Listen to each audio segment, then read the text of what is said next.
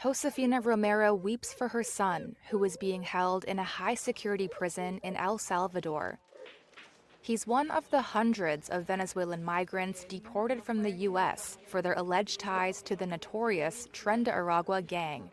But Romero says her son is not a criminal and demanded that El Salvador's president send him home. Please bring him back to Venezuela. He's doing nothing there with other Venezuelans. Send him back. If Bukele wants justice, he can seek justice with criminals there. The fact that they have tattoos doesn't mean they belong to the Tren de Aragua. Nowadays, everyone has tattoos. Romero and other families in Carabobo, Venezuela, made the tattoo connection after reading on social media that U.S. authorities had linked having tattoos to the gang.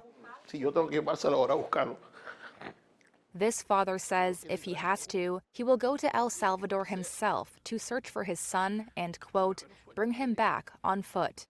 Last weekend, U.S. President Donald Trump invoked an 18th century wartime law to deport alleged members of Tren de Aragua, which the White House has declared a terrorist group and alien enemy. The migrants are being held in El Salvador under an agreement with Bukele's government. Venezuela's Interior Ministry said on Friday that none of the Venezuelans deported by the U.S. to El Salvador is a member of Tren de Aragua, saying, quote, I believe with absolute responsibility that not a single one appears on the organizational chart of the criminal gang. Later on Friday, the judge who temporarily blocked the Trump administration from deporting the Venezuelans under the obscure law said government lawyers had been intemperate and disrespectful. That's according to court filings at the outset of a hearing on Friday over whether to maintain the ban. Judge James Boasberg is also considering whether officials violated his order on March 15th by failing to return 2 planes carrying the deportees that landed in El Salvador. He ordered Justice Department officials to provide an explanation by Tuesday.